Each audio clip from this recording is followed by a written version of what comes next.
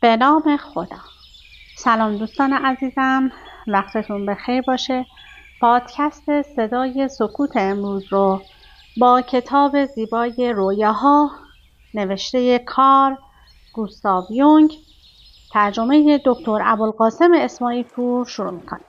کتابی که دست من هستش نسخه چاپ 11 این کتاب و نشر قطره هم این کتاب رو چاپ کرده. این کتاب در حوزه کتاب‌های روانشناسی محسوب میشه و کاربردش تحلیل رویاهاست.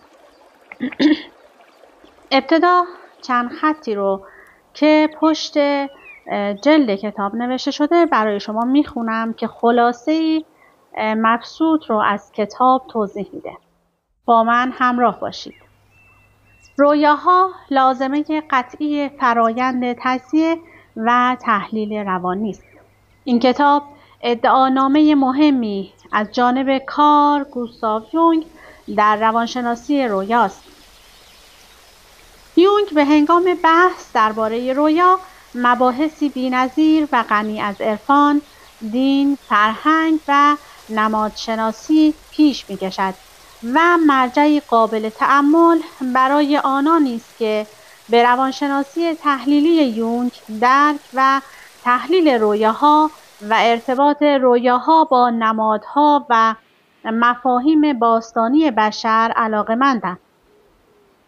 اگرچه رویاها به نگرش قطعی خودآگاه و وضعیت مشخص روانی مربوطند، ریشه‌هایشان عمیقاً در رکود تیره و غیر قابل تصور ذهن خودآگاه فرو می‌رود. برای آنکه اصطلاح بهتری به کار ببریم، این زمینه ناشناخته را ناخودآگاه می‌نامیم. ما سرشت ناخودآگاه را به نفس نمی‌شناسیم، اما آثار خاصی را مشاهده می‌کنیم که از صفاتش با توجه به سرشت روان ناخودآگاه به نتایجی درباره سرشت روح ناهوشیار دست می‌یابیم. از آنجا که رویاها مناسب‌ترین و عادی‌ترین تجلی روان ناخودآگاه‌اند، حجم اطلاعاتی زیادی برای کاوش فراهم می‌آورند. کارل گوستاو یونگ درباره سرشت رویاها. این کتاب شامل 3 بخش هستش. بخش اول رویاها و روانکاوی، درباره ویژگی رویاها مربوط به اعداد. بخش دوم رویاها و نیروی روانی، جنبه‌های کلی روانشناسی رویا. بخش سوم کاربرد عملی تحلیل رویا و شرح اصطلاحات روانکاوی هستش و 2 واژه‌نامه فارسی انگلیسی و انگلیسی فارسی هم داره. این کتاب رو آقای دکتر ابوالقاسم اسماعیل پور در ابتدا به دوست دانشورشون تقدیم کردن. ترجمه این کتاب را به دوست دانشورم روانپزشک فرهیخته دکتر امیر مسعود احمدی تقدیم می‌کنم به پاس مشکل گشایی‌ها و راهنمودهایش در شب‌های دراز، بارانریز و زیبای دریا کنار. مقدمه ای رو از ویراستار براتون میخونم. گوستاو یونگ در 1954 زمانی که 79 سال داشت نوشت: در طول سالیان دراز هر ساله حدود 2000 خواب و رویا را تحلیل کردم. پس تجربه خاصی در این مورد به دست آوردم. رویاها در فرایند تحلیل بسیار ساخت و پرداخت شدند. این تحلیل چه به تعبیر فروید روانکاوی نامیده شود یا به تعبیر یونگ روانشناسی تحلیلی تفاوتی ندارد. نوشته‌های هر دو پیشگام بزرگ درباره روایات و تحلیل رویاها و بازنمودن نظریه رویاست. نخستین اثر یونگ تا آنجا که می‌دانیم گزارشی درباره کتاب درباره رویاها اثر فروید بوده است. فروید این اثر را در 1900 برای همکارانش در یتیمخانه بورگ هولزی نوشت. یونگ در طول فعالیتش به عنوان روانکاو چندین مقاله علمی درباره رویا منتشر کرد که از میان آنها 2 مقاله در مجموعه حاضر آمده است. مقالات دیگری که در اینجا از نو به چاپ می‌رسد نخست بین سالهای 1916 و 1945 منتشر گردیدند و هر یک بیانیه ویژه‌ای در زمینه‌های گوناگون روانشناسی رویا از نظر یونگ است. این مقاله‌ها به هیچ روی بیانگر مشارکت خود یونگ در دنیای خواب و رویا نیست. در نمایه کتاب خودزیست‌نامه‌نگاری، یونگ به نام خاطرات، رویاها، اندیشه‌ها، ویراستاری آنیه لا یافه حدود 42 مورد از خوابهای خود یونگ فهرست شده که او آنها را به عنوان حوادث کلیدی مسیر زندگیش برمی‌شمارد. او در نامه‌هایش که توسط گرهارد آدل برگزیده و ویراسته شده است، از بسیاری از رویاهای دیگرش نیز یاد می‌کند. در 1928 تا 29 یونگ سمینار معروفی درباره تحلیل رویا برای گروه کوچکی از دانشجویان در زوریخ برگزار کرد و بحثی عمیق درباره بسیاری از خواب‌هایی که بیماران برایش بازگو کردند پیش کشید. گزارش این سمینار به ویراستاری RFC هال آماده انتشار است. هر یک از مجلدات مجموعه آثار یونگ در بردارنده مطلبی درباره رویاست و جلد مربوط به نمایه فهرست‌ها با عبارات توصیفی همه رویاهایی را که یونگ درباره‌اش بحث کرده یک جا فهرست کرده است. بخش اول: رویاها و روانکاوی. تحلیل رویا. زیگموند فروید در 1900 کتابی مفصل درباره تحلیل رویا یا تعبیر خواب در وین منتشر کرد. در اینجا نتایج اصولی بازکاوی‌های او را می‌آوریم. رویا غیر از آن که آشفتگی تداعی‌های اتفاقی و بی‌معنی است که معمولاً بدان اعتقاد دارند، یا سوای آن که فقط در نتیجه احساسات جسمانی در طول خواب است، چنان که بسیاری از نویسندگان میپندارند، محصول خود به خودی و معنیدار کنش روانی از یک تحلیل نظاممند است و مانند دیگر کارکردهای روانی حساس است. احساسات سازوار که در طول خواب به انسان دست می‌دهد، علت اصلی رویا نیست. آنها نقشی ثانوی دارند و تنها عناصر یا موادی را بر روی چیزی که روان کارکرد دارد رقم می‌زنند. بنا به نظر فروید، رویا مانند هر فراورده پیچیده روانی عبارت است از یک آفرینش یا عملی که انگیزه ها و رشته تداعی های پیشین خودش را دارد. رویا همانند هر کنش مفروض عبارت است از بازده فرایندی منطقی، از رقابت بین تمایلات گوناگون و پیروزی یک میل نسبت به امیال دیگر. رویا پردازی نیز مانند همه کارهای دیگر ما معنیدار است. ممکن است تصور شود که همه واقعیات تجربی در راستای این نظریه نیست، چون تأثیر عدم تجانس و ابهامی که رویاها بر ما می‌گذارند آشکار است. فروید این مرحله از تصاویر مبهم را درونه آشکار رویا می‌نامد، نمایی که او ورای آن در جستجوی چیزی ضروری مانند اندیشه یا رویا یا درونه پنهان است. ممکن است بپرسید که فروید به چه دلیل فکر می‌کند که رویا خودش تنها نمای عمارتی بزرگ و گسترده یا واقعاً چیزی معنیدار است. گمانه‌زنی او بر پایه باور یا عقیده پیشین استوار نیست، بلکه صرفاً بر پایه تجربه گرایی است. مثلا تجربه مشترکی که میگوید هیچ حقیقت روانی یا جسمانی تصادفی نیست، پس باید سلسله علتهای خودش را داشته باشد و همواره محصولی از ترکیب پیچیده پدیده‌ها باشد، زیرا هر عنصر ذهنی زنده منتج از حالات درونی روانی است و از دیدگاه نظری باید تحلیل پذیر باشد.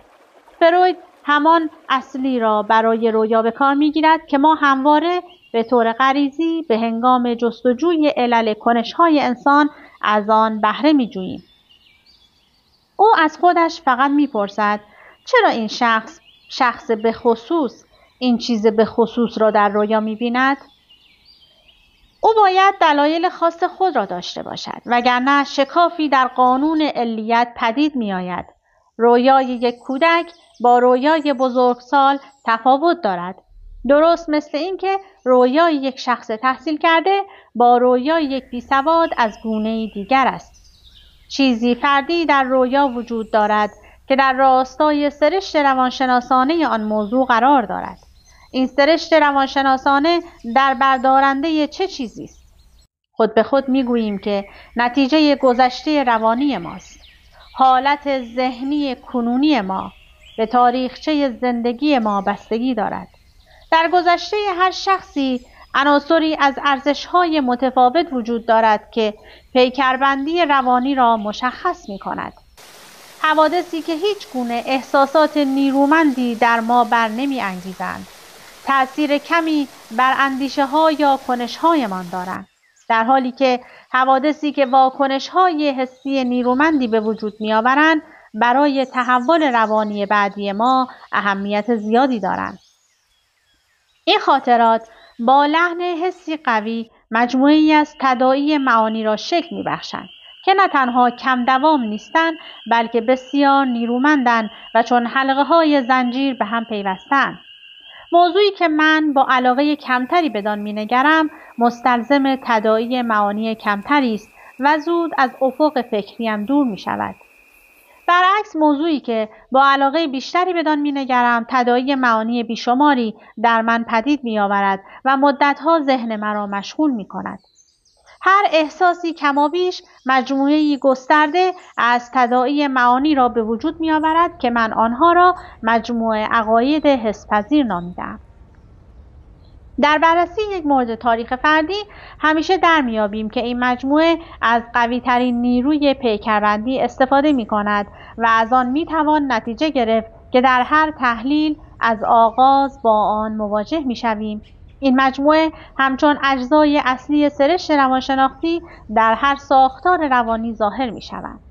مثلا در یک رویا ما با اجزای حسی مواجه می‌شویم، زیرا درک این نکته چه بسا آسان است که همه فرآورده‌های کنش روانی بیش از هر چیز به قوی‌ترین تأثیرات پیکربندی وابسته است.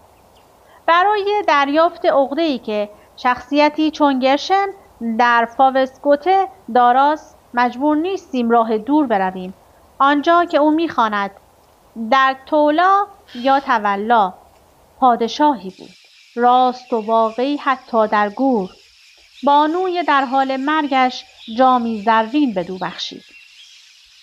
که تولا یا تولا که فکر میکنم تولا خونده میشه، تلفظ اصلی شمالی ترین نقطه مسکونی جهان باستان اکنون سکونتگاهی در شمال غربی گرینلند هستش. اندیشه پنهان عبارت است از تردید گرشن به وفاداری فاوست. ترانه‌ای که گرشن ناخودآگاهانه انتخاب می‌کند همان چیزی است که ما ماده رویا نامیده‌ایم و با اندیشه رازآمیز در ارتباط است. ممکن است این نمونه را به رویا تعمیم دهیم و فرض کنیم که گرشن این ترانه را نخوانده بلکه چنین داستانی را در رویا دیده است. ممکن است تصور شود که این گمان زنی مجاز نیست، چون تفاوت زیادی بین ترانه و رویا وجود دارد، اما به یمن پژوهش‌های فروید اکنون می‌دانیم که همه فرآورده‌های حالت رویا پردازی چیزی مشترک دارند. نخست همه آنها اشکال متنوعی از یک مجموعه اند. دوم اینکه آنها تنها نوعی از بیان نمادین مجموعه به شمار می‌روند. به همین سبب فکر می‌کنم که در این گمان زنی حق با من است. در این مورد ترانه با داستان اندوهبار عشق پادشاهی باستانی و دست نیافتنی همان درونه آشکار رویا و نمای آن است. کسی که به راز اندوه گرشن پی نبرده باشد نخواهد دانست که چرا او اصلاً این پادشاه را در خواب دیده است. ولی ما که از اندیشه رویای عاشقانه او نسبت به فاوست آگاهیم، می توانیم بفهمیم که چرا رویا از این ترانه خاص بهره می جوید. زیرا درباره ایمان دست نیافتنی پادشاه است. فاوست شخصیتی دین‌آور و مؤمن نیست و گرشن می‌خواهد ایمان او را نسبت به خودش با ایمان پادشاه چنان که در داستان آمده مقایسه کند. رویای او در واقع ترانه او به شکل تغییر یافته‌ای بیانگر میل سوزان روح اوست. در اینجاست که با سرشت واقعی مجموعه حس‌پذیر روبرو می‌شویم که همیشه مسئله میل و مقاومت در برابر آن را پیش می‌کشد. زندگی ما در مبارزه برای به واقعیت پیوستن امیال ما سپری گشته است. همه کنش‌های ما در پی میل به چیزی است که باید یا نباید روی دهد. به خاطر همین است که ما کار می‌کنیم یا می‌اندیشیم. اگر نتوانیم آرزویی را به واقعیت بپیوندیم، دست کم آن را در خیال به واقعیت پیوند می‌دهیم. نظام‌های دینی و فلسفه همه اقوام در هر عصری بهترین دلیل برای این نکته است. اندیشه جاودانگی، حتی به شکل فلسفی، چیزی غیر از میل و آرزو نیست. چه فلسفه چیزی به جز نما نیست، چنان که ترانه گرشن تنها شکل بیرونی و پوششی سودمند بر اندوه اوست. رویا نمایانگر آرزوی اوست که به واقعیت بپیوندد. فروید میگوید که هر رویا نمایانگر به واقعیت پیوستن یک میل سرکوب شده است. اگر در این تصویر پردازی بیشتر غور کنیم، می‌بینیم که پادشاه جایگزین فاوست شده. پس تغییر و تبدیلی انجام گرفته است. فاوست به شهریاری در اعصار کهن تبدیل شده است.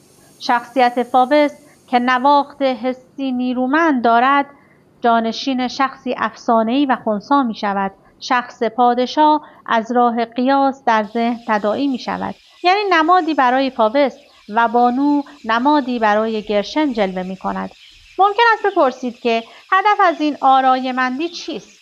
چرا گرشن باید خواب ببیند و تازه به گونه‌ای غیر مستقیم و بیواسطه در این مورد رویا پردازی کند؟ چرا نمی‌تواند آشکارا و بدور از دو پهلوگویی و ایهام آن را تصور کند؟ پاسخ این سوال بسیار ساده است. اندوه گرشن در واقع اندیشه است که کسی دوست ندارد با آن درگیر شود، چون بس دردناک است. تردید او نسبت به ایمان فاوست سرکوب شده و تحت انقیاد نگاه داشته می شود و از نو به شکل داستانی مالیخولیایی ظاهر می گردد که هرچند کام او را مشخص می کند با احساسات زیبا همراه نیست. فروید می گوید که کامهایی که اندیشه رویا را شکل می بخشند هرگز از نوع امیالی نیستند که شخص آشکارا به خود متصف می گرداند، بلکه امیالی سرکوب شده‌اند، زیرا سرشتی دردناک دارند. به همین سبب از بازتاب آگاهانه در حالت بیداری برون رانده شده و به گونه بیواسطه در رویاها شناور می گردند. اگر نگاهی به زندگی قدیسان بیاندازیم، خواهیم دید که چنین استدلالی اصلا شگفت‌آور نیست. به راحتی و بدون هیچ مشکلی میتوان سرشت احساسات سرکوب شده قدیس کاترین سینایی را دریافت که به طور غیر مستقیم در رویای پیوند آسمانیش از نو متجلی گردیده است. نیز میتوان دید که کدام یک از امیال کمابیش به گونه‌ای نمادین خود را در رویاها و وسوسه‌های قدیسان می‌نمایانند. چنان که می‌دانیم میان آگاهی خوابگردانه رویای هیستریک و عادی تفاوت اندکی هست. همانطور که زندگی عقلایی افراد مبتلا به هیستری و افراد عادی با هم متفاوت است. طبیعتاً اگر از کسی بپرسیم که چرا چنین رویاهایی داشته یا اندیشه‌های رازآمیز مکنون در آن چیست، قادر به پاسخگویی نیست. خواهد گفت که شب پرخوری کرده و به پشت خوابیده است و اینکه چنین مواردی را روز قبل دیده یا شنیده است. خلاصه همه چیزهایی را تکرار می کند که در کتاب‌های بیشمار علمی درباره رویا خوانده ایم. اما او درباره اندیشه رویا چیزی نمی‌داند و قادر به درک آن نیست. بنا به نظر فروید اندیشه وقتی ناسازگار باشد سرکوفته می شود. بنابراین اگر کسی به طور جدی به ما اطمینان دهد که او آنچه را که فروید درباره اش سخن گفته در رویاهایش ندیده است، خود به خود به خنده می‌افتیم. چون این شخصی متحمل فشار زیادی شده تا چیزهایی را ببیند که دیدن بیواسطه آنها غیر ممکن است. رویا عقده سرکوفته را تغییر شکل می‌دهد تا مانع شناخته شدنش گردد. گرشن با تبدیل فاوست به پادشاه تولا وضعیت خود را بی ضرر و زیان جلوه می‌دهد. فروید این سازوکار مکانیسم را سانسور می‌کند که مانع می‌شود اندیشه سرکوفته آشکارا نمایانده شود. سانسور چیزی نیست به جز پایداری که حتی در روز روشن مانع می‌شود که خطی مستدل را دنبال کنیم و مستقیما آن را به پایان بریم. سانسور نمی‌گذارد که اندیشه جاری شود تا زمانی که به گونه‌ای تغییر شکل یابد که حتی رویا پرداز نیز قادر به شناخت آن نیست. اگر بخواهیم رویا پرداز را با اندیشه‌ای که فراسوی رویایش پنهان کرده است بشناسیم، او همیشه در تقابل با ما قرار خواهد گرفت. مثل مقاومتی که از طریق مخالفت با عقده سرکوفته‌اش نشان می‌دهد. اکنون می‌توان پرسش‌های مهمی را مطرح کرد. بیش از هر چیز چه باید بکنیم تا از پشت نما به داخل خانه راه یابیم؟ یعنی از درونه آشکار رویا به اندیشه واقعی و رازآمیز فراسوی آن دست یابیم. پس به مثال فوق‌الذکر برمیگردیم و فرض می‌کنیم که گرشن یک بیمار هیستریک است که برای مشاوره درباره خوابی غریب نزد من می‌آید. من هم فرض می‌کنم که چیزی درباره‌اش نمی‌دانم. در این حالت وقتم را تلف نخواهم کرد تا مستقیما از او پرسش کنم، چون قاعدتاً این اندوه عاشقانه نمیتواند پشت ابر بماند و در عین حال بدون مقاومت شدید نیز نخواهد بود. کمی سعی میکنم که آنچه را که تجربه تداعی معانی نامیدم به اجرا درآورم که کل ماجرای عشقی او بارداری پنهان و غیره را بر من آشکار خواهد نمود. نتیجه کار بس آسان خواهد بود و من باید بتوانم بی هیچ تردیدی اندیشه یا رویا را به او واگذار کنم. اما هر کس میتواند با احتیاط و تدبیر بیشتری کار را ادامه دهد.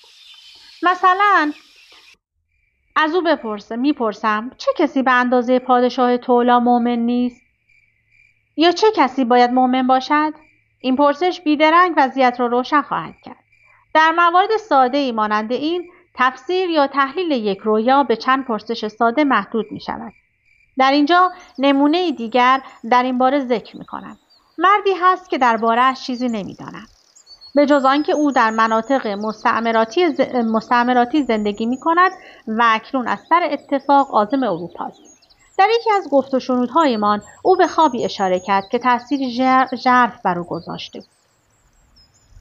2 سال پیش خواب دیده بود که در بیابانی پرت و دور افتاده است و بر صخره‌ای دید که مردی سیاه‌پوش چهره‌اش را با دست می‌پوشاند. ناگهان به سوی پرتگاه رفت. در این هنگام یک زن سیاه‌پوش ظاهر شد و سعی کرد جلوش را بگیرد. مرد در حالی که زن را هم با خودش می‌کشید خود را به ته دره پرت کرد. در این لحظه رویابین با فریادی اندوهوار از خواب برخاست. پرسش: مردی که خود را در این وضعیت خطرناک قرار داد و زنی را هم به فرجام خویش رساند چه کسی بود؟ این پرسش رویابین را سخت تکان داد، زیرا آن مرد خود رویابین بوده است. 2 سال پیش او به سفری اکتشافی رفته بود که در سرزمینی پرت و صخره‌مانند واقع بود. رومیان وحشی هیئت اعزامی همراه او را بیرحمانه تعقیب می‌کردند. شبها حمله می‌کردند و چند تن از آنها را هم به هلاکت رسانده بودند. او این سفر فوق‌العاده خطرناک را به این دلیل پذیرفته بود که در آن زمان زندگی برایش بی‌معنی و پوچ شده بود. وقتی با این ماجرا مواجه شد احساس کرد که سرنوشت را محک می‌زند و فریفته‌اش شده است. در این نومیدی چه بود؟ او سالهای سال تنها در کشوری با آب و هوای بد و غیر قابل تحمل زیسته بود. 2 سال و نیم پیش وقتی آنجا را به قصد اروپا ترک می‌کرد با زن جوانی آشنا شد. آنها فریفته یکدیگر شدند و زن جوان می‌خواست با او ازدواج کند. به هر حال او می‌دانست که باید به آب و هوای کشنده مناطق گرمسیری برگردد و نمی‌خواست زنی را هم با خود به آن دیار ببرد و او را هم تقریباً به نوعی مرگ محکوم کند. بنابراین پس از درگیری‌های طولانی اخلاقی که او را به نومیدی عمیقی درافکند، نامزدیش را برهم زد. در چنین حالت ذهنی بود که سفر موحش خود را آغاز کرد. تحلیل رویا با این اظهارات به پایان نمی رسد، زیرا به ثمر رسیدن آرزو هنوز آشکار نیست. اما چون من این رویا را فقط برای نشان دادن و فاش کردن عقده اساسی نقل می کنم، دنباله تحلیل برای ما چندان جذبه‌ای ندارد. رویابین در این حالت انسانی بی‌پرده و شجاع بود. اگر رکگویی‌اش کمتر بود یا نسبت به من احساس ناامنی و عدم اعتماد داشت، عقده گشوده نمی‌شد. حتی بعضی‌ها هستند که به آرامی گفتند که رویا بی‌معناست و پرسش من کاملاً جنبه حاشیه‌ای داشته است. در این موارد افراد بسیار مقاومت می‌ورزند، به طوری که عقده را نمی‌توان از اعماق برآورد و مستقیما وارد خودآگاهی عادی کرد. عموماً مقاومت بدین گونه است که درخواست مستقیم نتیجه‌ای در بر ندارد مگر آنکه از صافی تجربه‌ای بزرگ درگذرد. فروید با ابداع روش روانکاوی برای نتیجه‌گیری و غلبه بر مقاومت‌های پایدار ابزار ارزشمندی در اختیار ما گذارد. این روش به شیوه زیر قابل اجراست. اول باید بخش ویژه و فوق‌العاده‌ای از رویا را برگزید. آنگاه باید در موضوعی تداعی معانی مربوط به آن پرسش‌هایی به عمل آورد. به شخص دستور داده می شود که بی پرده سخن گوید و آنچه از رویا در ذهن دارد بیرون بریزد و تا حد ممکن از هر گونه انتقاد بپرهیزد.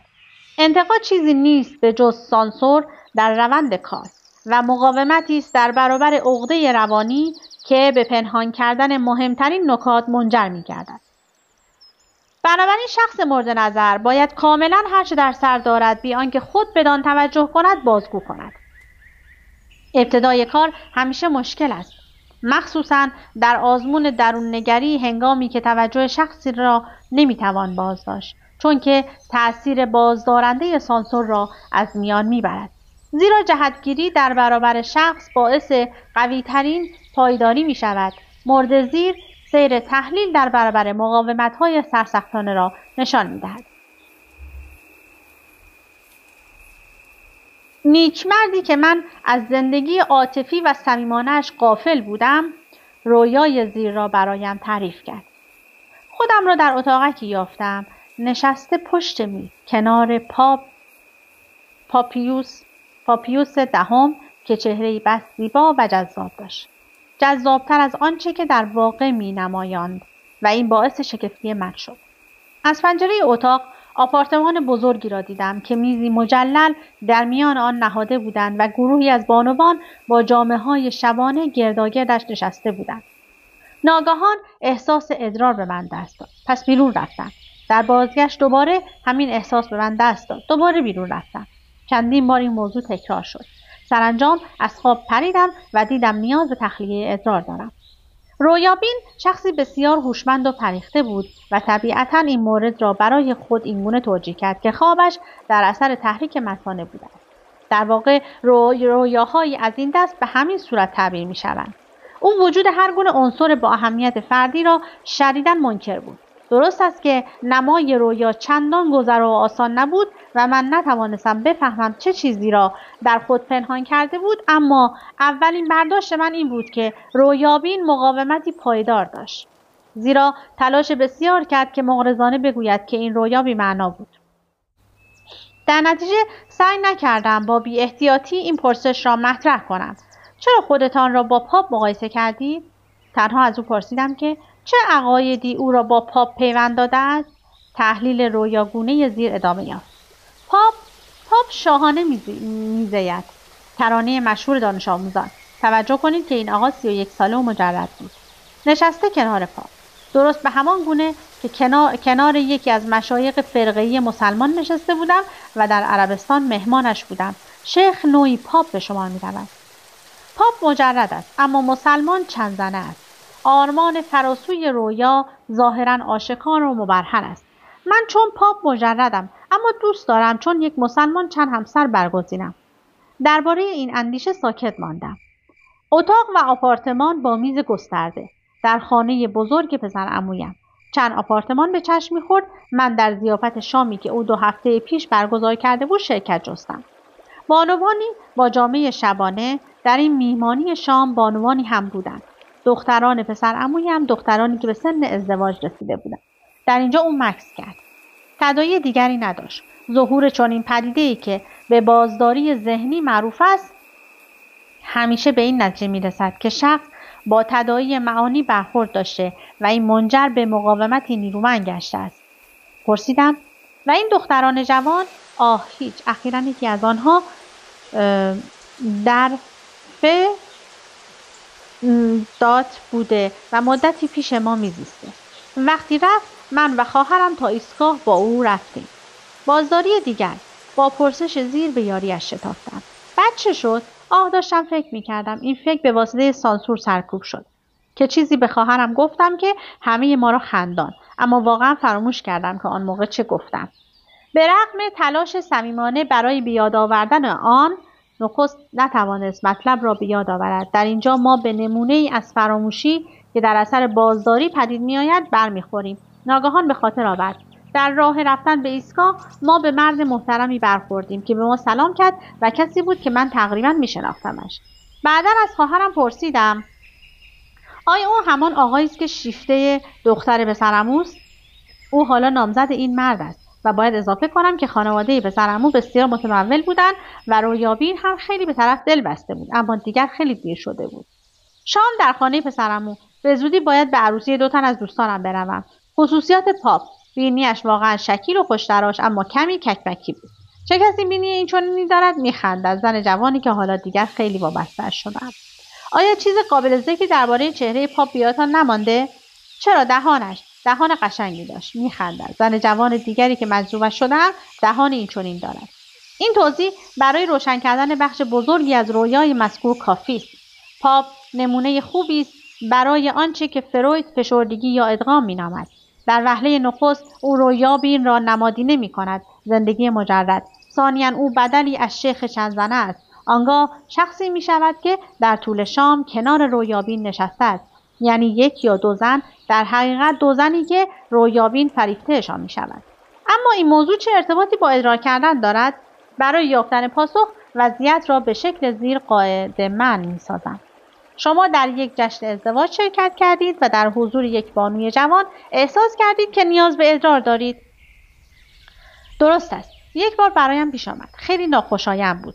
در آن وقت 11 سالم بود که به جشن ازدواج یکی از بستگان دعوت شده بودیم توی کلیسا. کنار یک دختر همسن و سال خودم نشسته بودم. مراسم خیلی به درازا کشیده بود و من هم شاشم گرفته بود. ببخشید عین کلمه رو خوندم. خودم را نگه داشتم، اما دیگر دیر شده بود و دیگر شلوارم را خیس کرده بودم. پیوستگی ازدواج با میل به ادرار از نظر تاریخی به این رویداد برمیگردد. این تحلیل در اینجا پایان نمیرسد، اما من دیگر ادامه‌اش نمیدهم چون ممکن است مطلب به درازا بکشد. آنچه گفته شد برای نشان دادن روش یا فناوری و اقدام برای تحلیل کافی است. آشکارا غیر ممکن است که یک بررسی جامع درباره دیدگاه‌های جدید ارائه دهیم. روند آشکارسازی که روش روانکاوی ارائه می‌دهد نه تنها برای درک رویاها بلکه برای هیستری و مهمترین بیماری‌های روانی بس گسترده است. امیدوارم که خوشتون اومده باشه. چون این کتاب یک کتاب روانشناسی پیوسته هستش، من نمیتونستم از وسط کتاب یا از انتهای کتاب برای شما بخونم. از ابتدا شروع کردم. امیدوارم که اگر خوشتون اومده این کتاب رو برای خودتون تهیه کنید و ادامهش رو بخونید. تا وایس بعدی، خدا نگهدار.